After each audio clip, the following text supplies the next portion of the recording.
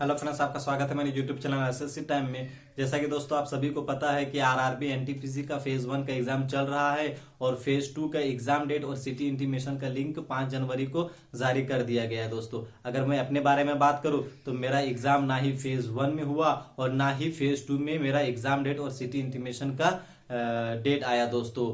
तो मुझे पता ही नहीं चल रहा है कि मैं खुशी मनाऊं कि मैं दुख हूं कि मेरा फेज 2 में ना ही मेरा एग्जाम हुआ और ना ही मेरा फेज 1 में एग्जाम हुआ। दोस्तों फेज 1 में मेरा अगर एग्जाम होता तो इस बात का टेंशन बना रहा था कि मेरा ही फेज 1 में एग्जाम क्यों हो गया है अभी तक, है ना।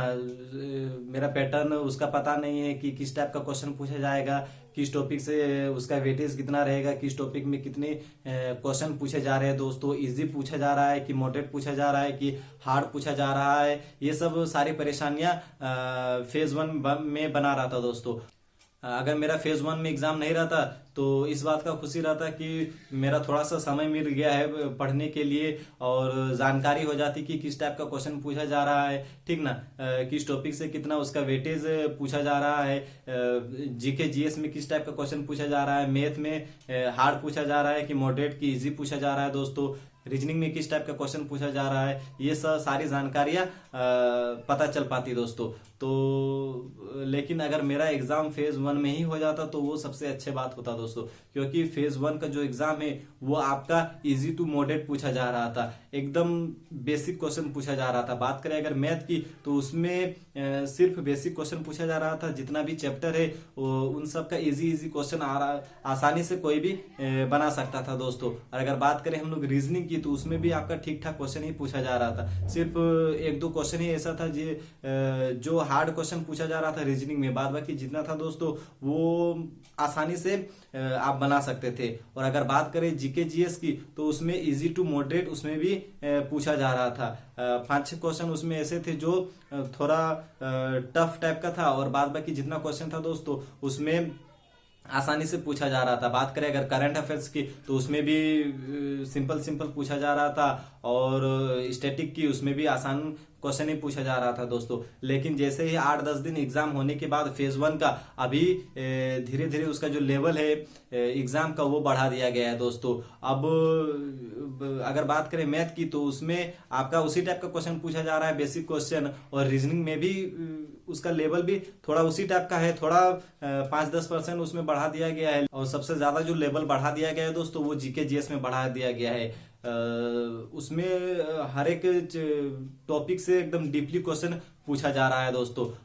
अगर बात करें करंट अफेयर्स की तो उसमें करंट अफेयर्स ज्यादा नहीं पूछा जा रहा है, 5-6 क्वेश्चन पूछा जा रहा है और सबसे ज्यादा मात्रा में जो पूछा जा रहा है तो वो है स्टैटिक का पोर्शन दोस्तों। और हिस्ट्री में सबसे ज्यादा डीपली पूछा जा रहा है, हिस्ट्री में, जियोग्राफी में, ये सब जो सब्जेक्ट है दोस्तों इसमें सबसे ज्यादा डीपली पूछा जा रहा है। तो अब धीरे धीरे इसका लेवल बढ़ा दिया गया है।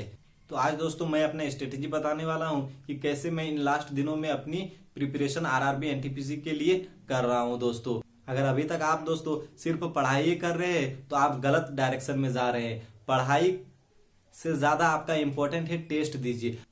आप किसी भी ऐप को परचेस कर लीजिए, जैसा कि या तो ग्रेडअप हो या टेक्स्ट बुक हो या अदर जो ऐप है दोस्तों, किसी भी को आप परचेस कर लीजिए और डेली एक से 2 टेस्ट देना शुरू कर दीजिए दोस्तों, क्योंकि सबसे ज्यादा इंपॉर्टेंट है टेस्ट देना और उससे भी ज्यादा इंपॉर्टेंट है उसका एनालिसिस करना। जितना घंटा आप टेस्ट देने में लगाएंगे उससे ज्यादा घंटा आप उसका एनालिसिस करने में लगाएंगे दोस्तों, तो ज्यादा बेनिफिट होगा। अगर बात करूं कि मैं अपने टेस्ट के बारे में दोस्तों तो मैंने आरआरबी एनटीपीसी का प्रिपरेशन किया, उसके बाद आज से 1.5-2 महीना पहले मैंने टेस्ट देना शुरू कर दिया। तो जैसे जो मेरा पहला टेस्ट था उसमें मेरा जो रो मार्क्स आया दोस्तों वो 63.5 मार्क्स आया और उसमें मैंने टेस्ट से ज्यादा उसका एनालिसिस करने में समय बिताया। तो मुझे पता चल गया कि किस टाइप का क्वेश्चन पूछा जा रहा है और उस टाइप के क्वेश्चन और उससे अलग क्वेश्चन भी मैंने बुक से देखना शुरू कर दिया कि आने वाला दिनों में किस टाइप का क्वेश्चन टेक्स्ट बुक में ये पूछ सकता है दोस्तों। तो उसका मैंने एनालिसिस करना शुरू कर दिया और उसके बाद जब मैंने टेस्ट दिया तो मेरा धीरे धीरे जो लेवल है वो मेरा बढ़ने लगा और मेरा मार्क्स भी गेन होने लगा दोस्तों। तो कुछ समय के बाद मेरा 65 आया, उसके बाद फिर मेरा 68 आया, उसके बाद 70 आया, 73 आया दोस्तों। और अभी अगर मैं बात करूँ, अभी जब मैं टेस्ट देने बैठता हूँ दोस्तों, तो मेरा 76 77 अभी रो मार्क्स आता है। और उससे ज़्यादा मैं उसका एनालिसिस करने में लगाता हूँ, इसीलिए मुझे इतना बेनिफिट मिला दोस्तों। तो मैं प्रिपरेशन से ज़्यादा टेस्ट देता हूँ। हर रोज मैं एक टेस्ट देता हूँ और सैटरडे संडे को मैं 2 टेस्ट देता हूँ दोस्तों। और टेस्ट मैं 1.5 घंटा देता हूँ और 1.5 घंटा मैं उसका एनालिसिस करने में लगाता हूँ दोस्तों। अगर बात करते हैं दोस्तों सब्जेक्ट की, तो मुझे एग्जाम से पहले ये लगता था कि सबसे ज्यादा जो एग्जाम में पूछा जाने वाला टॉपिक है वो साइंस का टॉपिक होने वाला है और करंट अफेयर्स का, लेकिन ऐसा नहीं हुआ दोस्तों। साइंस से भी ज्यादा टॉपिक आपका दोस्तों स्टैटिक में पूछा जा रहा है। तो मैं अभी साइंस से ज्यादा स्टैटिक का पोर्शन कंप्लीट कर रहा हूँ।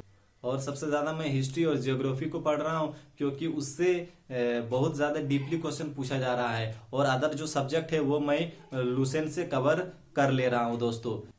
और अगर बात करें मैथ्स की, तो मैं अभी इन दिनों में, लास्ट दिनों में मैं मैथ की तैयारी नहीं कर रहा हूँ, क्योंकि मेरा मैथ की जो तैयारी है वो पूरी हो चुका है। और रीजनिंग की भी मैं तैयारी नहीं कर रहा हूँ, क्योंकि जब मैं टेस्ट देता हूँ दोस्तों, तो उसमें मेरा 29 30 आउट ऑफ 30 आ ही जाता है, ठीक है, रीजनिंग में भी और मैथ में भी। तो मैथ में मैं बेसिक के साथ साथ एडवांस भी कंप्लीट कर लिया हूँ दोस्तों, इसीलिए मैं सबसे ज्यादा जीके जीएस को पढ़ रहा हूँ दोस्तों। और जो मैंने नोट्स बनाया है ऑनलाइन क्लासेस की मदद से, उसको डेली पढ़ता हूँ। और लूसेंट को भी मैं पढ़ता हूँ दोस्तों, क्योंकि उससे मेरा स्टैटिक का पोर्शन कंप्लीट हो जाता है। तो इसी तरह आप प्रिपरेशन के साथ साथ सबसे ज्यादा इंपॉर्टेंट दीजिए टेस्ट को, क्योंकि टेस्ट में ही आपको पता चलेगा कि आप कहां पर लाइक कर रहे हैं। अगर ये वीडियो पसंद आया दोस्तों, तो प्लीज लाइक शेयर और कमेंट करना मत भूलिएगा, और साथ ही साथ हमारे चैनल को सब्सक्राइब कर दीजिएगा।